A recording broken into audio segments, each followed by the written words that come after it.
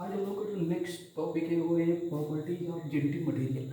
मुझे बताया कि जेनेटिक मटेरियल डीएनए भी है और आरएनए भी होता है, बट कुछ ऐसी क्राइटेरिया है जो अगर वो दोनों देखते हैं कि वो कौन सी क्राइटेरिया है जो डीएनए फुलफिल कर पाता है या आरएनए फुलफिल कर पाता है। वो कुछ यहाँ पे साइंटिस्ट लोगों ने कुछ ऐसी क्राइटेरिया मेंशन कर रखी है, अगर वो सारी क्राइटेरिया अगर कोई मॉलिक्यूल्स अगर फुलफिल कर पा रहा है तो as a proper genetic material की तरह वर्क करेगा। अब उसमें अगर हम देखें तो यहाँ पे लिखा हुआ है कि यहाँ पे अगर हम देखें तो यहाँ पे ये है कि a molecules that can act as genetic material must fulfil the following criteria.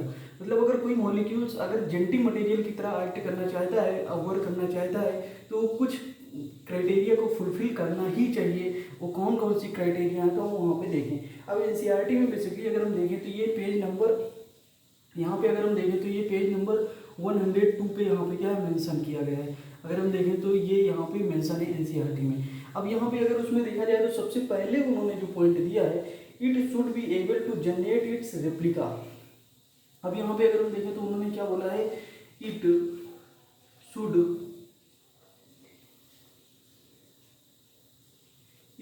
Be able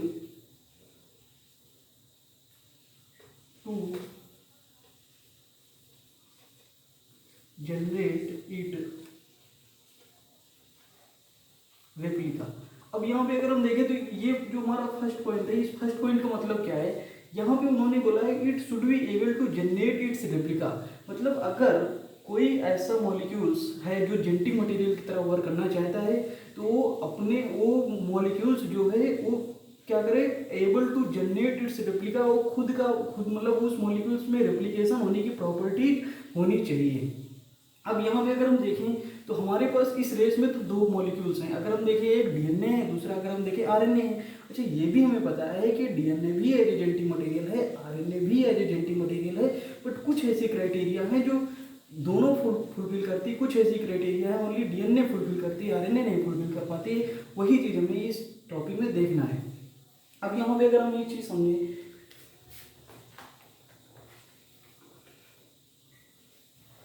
अब यहाँ पे अगर हम देखें तो जो अगर हम डीएनए की बात करें तो यहाँ पे अगर हम देखें तो डीएनए में तो रेप्लिकेशन, अगर देखो रेप्लिका का मतलब यहाँ पे अगर हम देखें तो यहाँ पे रेप्लिका का मतलब यहाँ पे अगर हम देखें रेप्लिकेशन से है। तो यहाँ पे अगर हम देखें तो ये किससे मतलब है, रेप्लिकेशन। रेप्लिकेशन क्या होता है कि अगर कोई मॉलिक्यूल्स अपने ही जैसे मॉलिक्यूल्स को बनाने की अगर क्षमता रखता है तो वो प्रॉपर्टी रेप्लिका।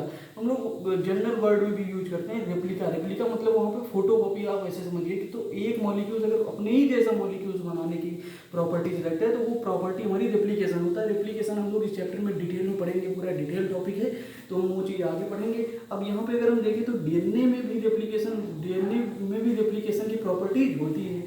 अब यहाँ पे अगर हम देखें आरएनए, तो यहाँ पे अगर हम आरएनए में देखें तो आरएनए में भी रेप्लिकेशन की प्रॉपर्टीज होती है। इसका मतलब ये जो फर्स्ट क्राइटेरिया है, it should be able to generate its replica, तो इसका मतलब यहाँ पे डीएनए भी फुलफिल करती है और आरएनए भी फुलफिल करती है। बट यहाँ पे हमें पता है, इसके पहले हमने जितने भी एक्सपेरिमेंट पढ़े उसमें हम लोगों ने देखा तीन चीज़ों पे साइंटिस्ट को डाउट था कि वो जेनेटिक मटेरियल हो सकते हैं, डीएनए, आरएनए और प्रोटीन। अब देखो अगर हम यहाँ से देखें तो इसी फर्स्ट पॉइंट से एक और मॉलिक्यूल्स पे जिसपे सस्पेंस था वो निकल चुका है। अब यहाँ पे अगर हम देखें तो जैसे देखो यहाँ पे अगर हम देखें तो जो प्रोटीन होती है, ये जो प्रोटीन है, प्रोटीन में रेप्लिकेशन की प्रॉपर्टीज नहीं होती है। तो इसका मतलब एक तो यहीं से क्लियर हो गया कि प्रोटीन कभी भी जेनेटिक मटेरियल की तरह वर्क नहीं कर सकता है। इसके बाद जो सेकेंड पॉइंट यहाँ पे दिया गया है कि केमिकली क्या होने चाहिए, केमिकली एंड स्ट्रक्चरली स्टेबल होने चाहिए। तो जो सेकेंड पॉइंट का मतलब है यहाँ पे अगर हम देखें,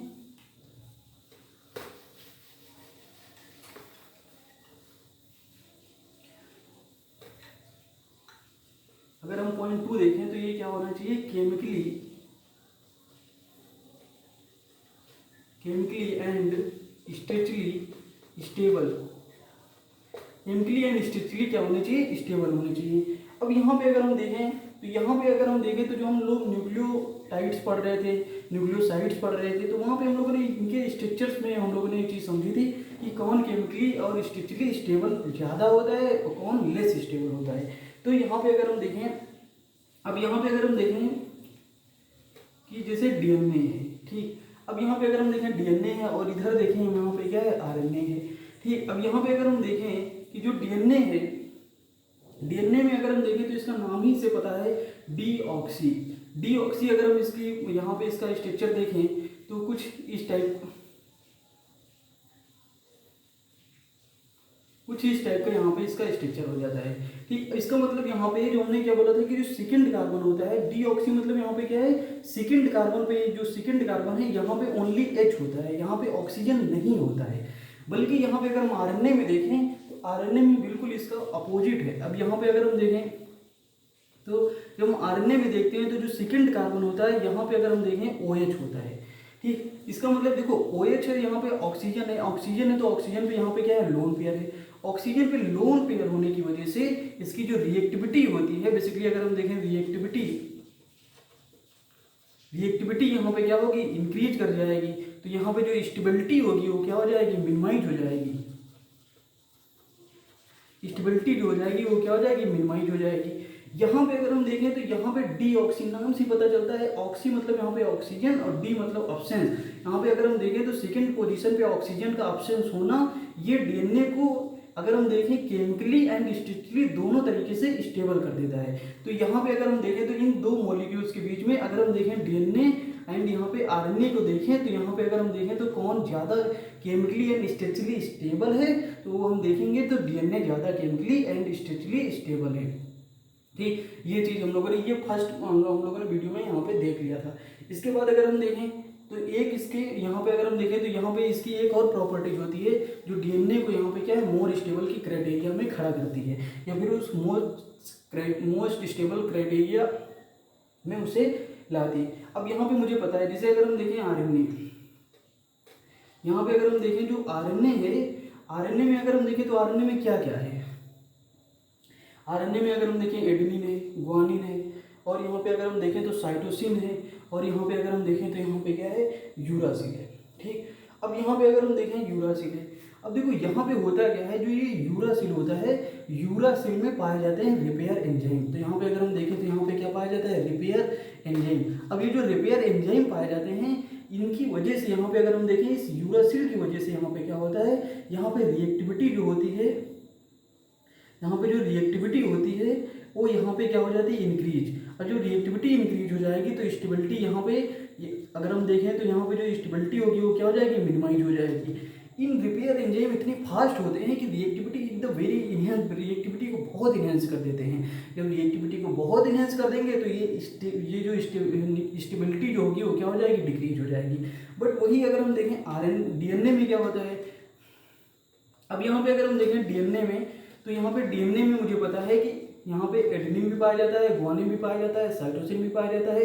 बट यूरासिल की जगह पे यहाँ पे क्या है, अगर हम देखें यूरासिल की जगह पे यहाँ पे क्या पाया जाता है, थायमिन पाया जाता है।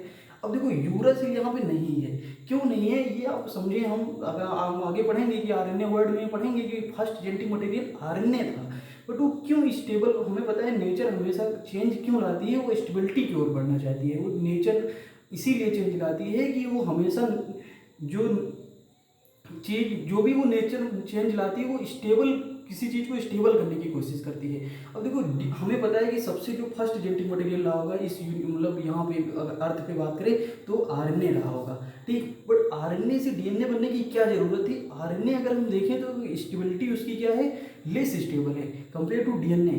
अब देखो यहाँ पे अगर हम देखें इसके और थोड़ा डीप में जाएं तो यूरासिल के अगर आप स्ट्रक्चर में जाओगे तो यहाँ पे एक होता है मिथाइल ग्रुप। इस मिथाइल ग्रुप, यहाँ पे ये जो मिथाइल ग्रुप होता है, इस मिथाइल ग्रुप से भी यहाँ पे रिएक्टिविटी यहाँ पे क्या है, बढ़ जाती है। अब जब रिएक्टिविटी बढ़ जाएगी तो स्टेबिलिटी यहाँ पे क्या है, डिक्रीज हो जाएगी।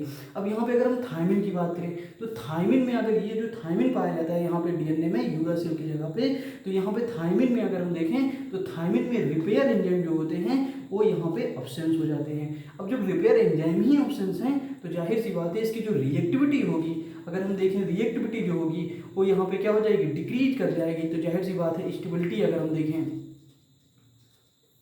तो स्टेबिलिटी जो होगी वो यहाँ पे क्या है, इंक्रीज कर जाएगी। तो ये दो कारण हैं, एक तो उसका स्ट्रक्चर अगर हम देखें तो नंबर 2 कार्बन पे जो है डीऑक्सी में वहाँ पे ऑक्सीजन अब्सेंस है इसलिए वो स्टेबल है। आरएनए में वहाँ पे ऑक्सीजन OH ग्रुप होता है तो ऑक्सीजन है तो लोन पेयर है, लोन पेयर है तो रिएक्टिविटी मतलब और रिएक्टिव ज़्यादा होगा, जाहिर सी बात है लोन पेयर है उसके पास, तो वो स्टेबिलिटी लेस स्टेबल होगा। यही कारण है जो डीएनए यहाँ पे क्या है, मोर स्टेबल होता है कंपेयर टू आरएनए। ये तो सेकेंड पॉइंट बताया गया है। अब यहाँ पे अगर हम थर्ड पॉइंट की बात करें तो थर्ड पॉइंट में क्या बोला गया है वो हम देखते हैं।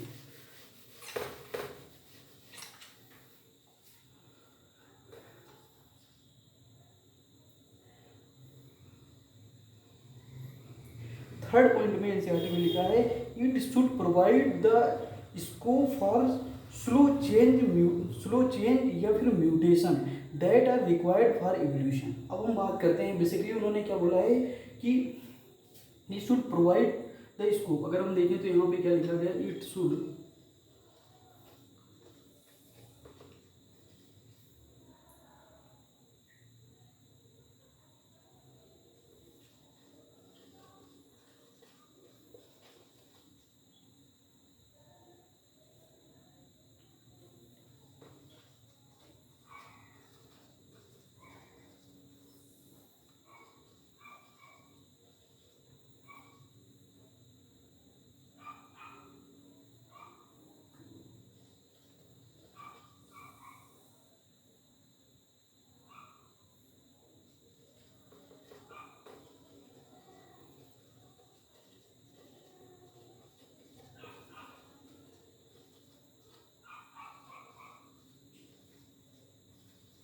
That for evolution.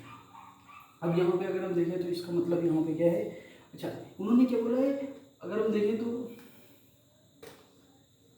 उन्होंने बोला it should provide the scope for slow change. Slow change का मतलब यहाँ पे क्या होता है, चेंज का मतलब ही यहाँ पे क्या है, म्यूटेशन वर्ड से। अगर हम देखें म्यूटेशन, अभी हम बताएंगे कि म्यूटेशन का मतलब क्या होता है, that are required for evolution.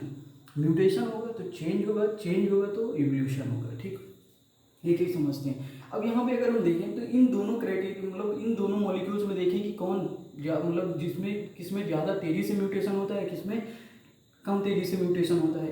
अब यहाँ पे अगर हम देखें तो हमारे देश में दो मॉलिक्यूल्स है, एक तो यहाँ पे अगर हम देखें डीएनए है और एक देखें तो यहाँ पे क्या है, आरएनए है, ठीक। अब यहाँ पे अगर हम देखें डीएनए, तो डीएनए में अगर हम देखें, अगर हम चेंज की बात करें तो यहाँ पे अगर हम बात करें, अगर हम चेंज की बात करें, चेंज इसके बाद अगर हम बात करें म्यूटेशन,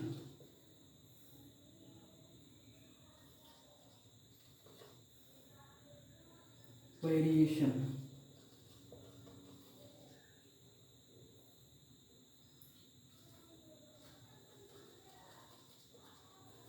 इवोल्यूशन। देखो ये एक दूसरे से लिंक्ड है, इसे हम समझते हैं कैसे। देखो डीएनए में अगर हम देखें तो जो चेंज होता है वो कैसा होता है, स्लो होता है। अगर मैं बात करूँ तो यहाँ पे कैसा होता है, स्लो होता है, ठीक। आरएनए में अगर मैं बात करूँ तो आरएनए में जो चेंज होता है, आप ऐसा समझो चेंज का मतलब यहाँ पे क्या है, म्यूटेशन से। म्यूटेशन क्या होता है ये भी एक डिटेल टॉपिक है, ये हम आगे चैप्टर में पढ़ेंगे कि म्यूटेशन क्या होता है, ये पूरा एक डिटेल टॉपिक है, हम वहाँ पे बताएंगे। अब यहाँ पे आप ऐसे समझ लो कि जो स्लो चेंज होता है मॉलिक्यूल्स में, जो चेंजेस आते हैं वो हमारा एक म्यूटेशन टर्मोलॉजी यूज होती है, उसे हम म्यूटेशन बोल देते हैं। अब यहाँ पे अगर हम देखें तो यहाँ पे क्या है, डीएनए में स्लो चेंजेस होते हैं, आरएनए में अगर हम देखें तो यहाँ पे क्या होता है, फास्ट चेंजेस देखने को मिलते हैं। अब यहाँ पे अगर हम देखें तो म्यूटेशन, चेंज का मतलब एज टर्म ही ये समझो कि सिनोनिम्स वर्ड हैं।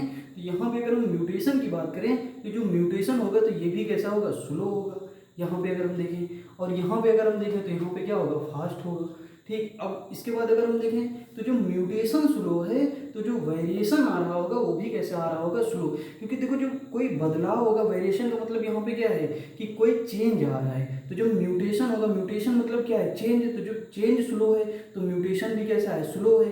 अब जब म्यूटेशन स्लो है तो वेरिएशन भी कैसा होगा, स्लो होगा। इसके बाद अगर हम इवोल्यूशन की बात करें तो इवोल्यूशन भी कैसा होगा, स्लो होगा।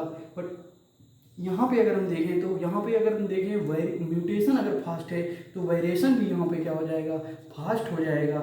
इवोल्यूशन अगर यहाँ पे स्लो है तो इवोल्यूशन भी यहाँ पे क्या हो जाएगा, आरएनए में अगर हम देखें फास्ट हो जाएगा। एक अच्छा एग्जांपल आपको दें तो यहाँ पे अगर मैं बात करूँ वायरसेस, ये जो वायरसेस होते हैं, वायरसेस का जो जेनेटिक मटेरियल होता है वो क्या होता है, आरएनए। आप जानते हो आरएनए में हम लोग जब कोविड आया था तो कोविड में हम लोगों ने देखा था, कोविड में जो कोविड वायरस था उसमें हम लोगों ने देखा था कि जेनेटिक मटेरियल आरएनए होता है। आरएनए में हम लोगों ने देखा था वो वायरस म्यूटेट बहुत तेजी से कर रहा था। कि वो म्यूटेट बहुत तेज़ी से कर रहा था। क्यों इतनी तेज़ी से उसमें म्यूटेशन हो पा रहा था? उसका रीजन ये था क्योंकि उसका जो जेनेटिक मटेरियल था आरएनए था, और आरएनए में अगर हम देखें तो म्यूटेशन फास्ट होता है। अगर म्यूटेशन फास्ट होता है तो वेरिएशन मीन्स उसके अलग अलग रूप में बदलाव भी बहुत तेज़ी से होगा, इवोल्यूशन भी उसका बहुत ही फास्ट हो जाएगा। तो यहाँ पे अगर हम देखें तो क्राइटेरिया क्या कह रही है? क्राइटेरिया ये कह रही है कि जो एक अच्छा जेनेटिक मटेरियल होगा उसमें स्लो म्यूटेशन होना चाहिए। तो स्लो म्यूटेशन किस में हो रहा है? डीएनए में हो रहा है और आरएनए की तुलना में। तो यहाँ पे अगर हम देखें DNA is best compare to RNA. ठीक, यहाँ पे ये तो हमारा थर्ड पॉइंट था। अब इसके बाद अगर हम देखें फोर्थ पॉइंट भी उन्होंने क्या बोला है। फोर्थ पॉइंट अगर हम देखते हैं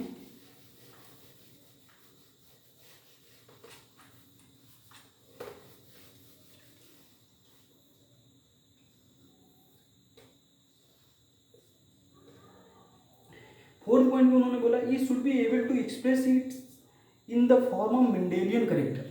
सिंपल अगर मैं बात करूं तो कोई भी वो मॉलिक्यूल जो मेंडेलियन करेक्टर को एक्सप्रेस कर सके वो एक अच्छा जेनेटिक मटेरियल की क्राइटेरिया में आएगा। तो यहाँ पे अगर हम देखें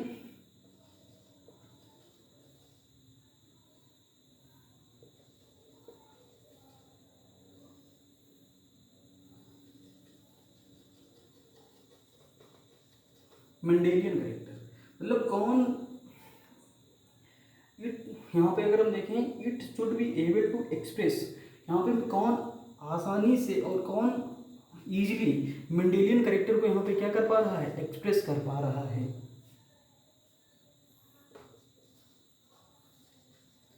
ठीक, ये चीज़ हमें समझना है। अब यहाँ पे इसके पहले हमें यहाँ पे कुछ चीज़ यहाँ पे समझना होगा।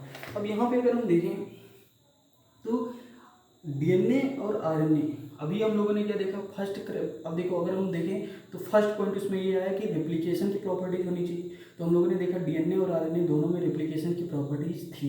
तो फर्स्ट क्राइटेरिया में तो दोनों मॉलिक्यूल्स एक तरीके से हम सोचे निकल गए, मतलब दोनों उस क्राइटेरिया को फुलफिल करते हैं। दूसरा हम लोगों ने क्या देखा कि केमिकली एंड स्ट्रक्चरली स्टेबल होना चाहिए।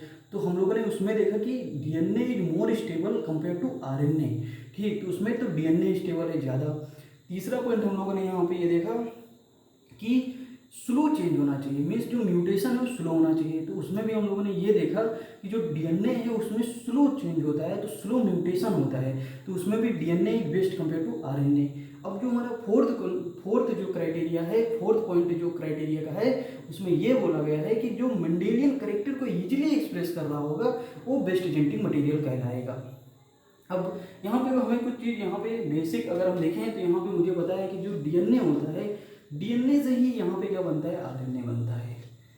अब ये प्रोसेस क्या कहलाती है ये हम लोग डिटेल में पढ़ेंगे। देखिए डीएनए से डीएनए का बनना it is known as the replication, and DNA से आरएनए का बनना and this process is known as the transcription. ये प्रोसेस हमारी क्या है? ट्रांसक्रिप्शन कहलाती है। आरएनए से अगर हम देखें जो प्रोटीन बनती है this process is known as the translation.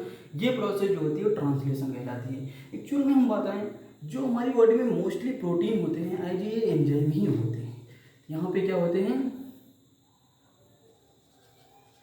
ये क्या होते हैं? एंजाइम ही होते हैं। अब ये एंजाइम हमारी बॉडी में जो इतने सारे एंजाइम है ये क्या करते हैं? एंजाइम का जो वर्क होता है ये किसी भी अगर हम देखें हमारी बॉडी में बहुत सारे सबस्ट्रेट होते हैं। ये जो सबस्ट्रेट होते हैं सबस्ट्रेट पे जब कोई एंजाइम वर्क करेगा तभी जाके उसका कोई प्रोडक्ट बनेगा। ठीक, ये बहुत इजीली हम लोग समझ पा रहे हैं। सबस्ट्रेट पे जब भी कोई एंजाइम वर्क करेगा तभी जाके वो प्रोडक्ट में यहाँ पे क्या है अगर हम देखें तो यहाँ पे जो प्रोडक्ट होगा तभी जाके वो प्रोडक्ट में इजीली एक्सप्रेस हो पाएगा।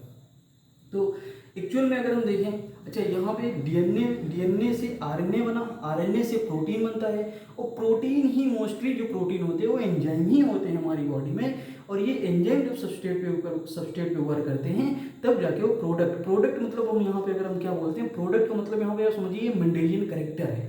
तो यहाँ पे अगर हम देखें तो यहाँ पे क्या है? Mendelian character. ठीक, यहाँ पे अगर हम देखें तो क्या है? Mendelian character.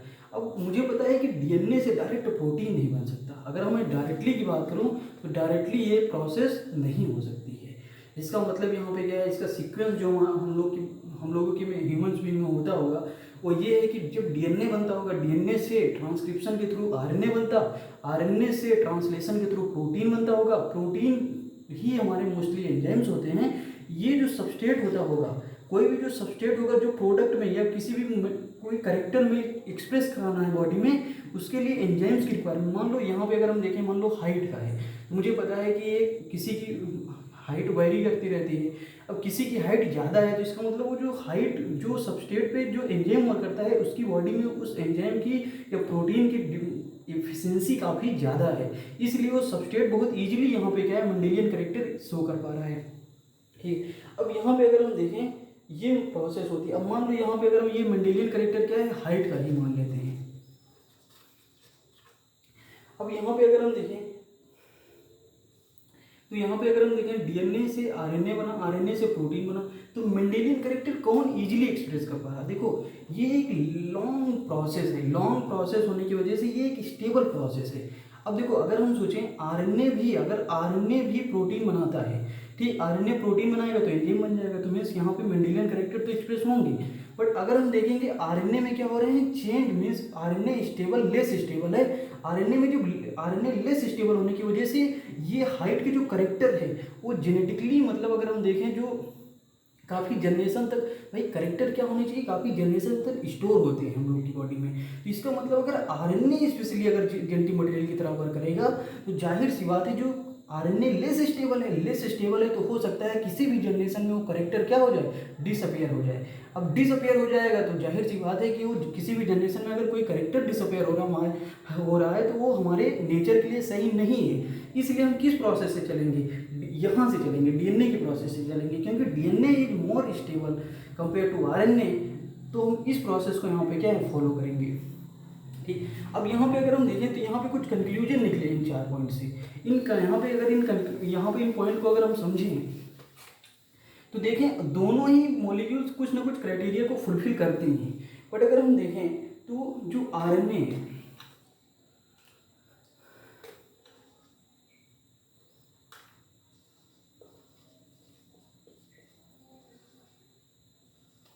अगर मैं बात करूं आरएनए जो है ये क्या है, बेस्ट फॉर ट्रांसमिशन।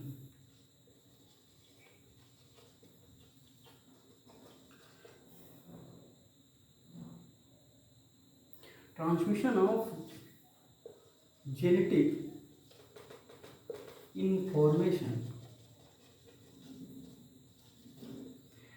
अब देखो आरएनए में क्यों बोला कि ये बेस्ट है for transmission of genetic information, क्योंकि हम लोगों ने क्या देखा था, आरएनए जो था वही प्रोटीन बना रहा था।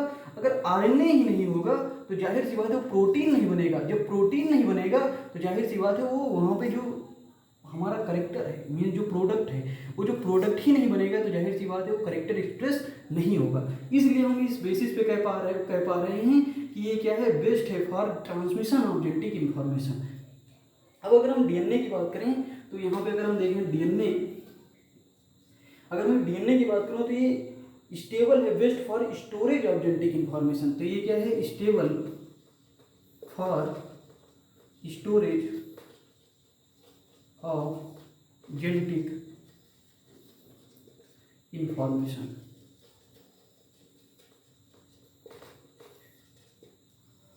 अब देखो ये हमें पता है, हमने क्या बोला था कि जो डीएनए है वो क्या है, स्टेबल है। स्टेबल है तो ये करेक्टर को क्या कर रहा होगा, काफ़ी जनरेशन तक स्टोर करके रख रहा होगा। तो हमें यही चाहिए कि करेक्टर क्या होने चाहिए, काफ़ी जनरेशन तक स्टोर होने चाहिए। तो ये क्या है, स्टोरेज ऑफ जेनेटिक इन्फॉर्मेशन के लिए ये क्या है, बेस्ट है, मीन्स ये क्या है, स्टेबल है for storage of genetic information. ठीक, ये चीज़ हम लोग यहाँ पे क्या है समझ ली। इसके बाद अगर हम एक बेसिक अगर रिव्यू लें तो इन 4 पॉइंट का मतलब यहाँ पे अगर हम देखें तो डीएनए, पहला पॉइंट हम लोगों ने देखा कि रिप्लिकेशन की प्रॉपर्टी होनी चाहिए। तो रिप्लिकेशन की प्रॉपर्टी में अगर हम लोग देखें तो रिप्लिकेशन की प्रॉपर्टी में अगर हम देखें तो डीएनए आरएनए दोनों ही उस चीज़ को फुलफिल करती हैं। इसके बाद हम लोगों ने देखा केमिकली एंड स्ट्रक्चरली स्टेबल होने चाहिए। अगर मैं बात करूँ केमिकली एंड स्ट्रक्चरली स्टेबल होने की तो हमने देखा DNA is more stable compare to RNA. जो हम लोगों ने थर्ड पॉइंट देखा कि म्यूटेशन होना चाहिए, म्यूटेशन भी कैसा, स्लो म्यूटेशन होना चाहिए। तो हम लोगों ने देखा स्लो म्यूटेशन की रेट तो डीएनए में होती है, RNA is very faster mutation. अगर आरएनए में बहुत फास्ट म्यूटेशन होता है तो आरएनए एक बेस्ट जेनेटिक मटेरियल की तरह वर्क नहीं कर सकता है।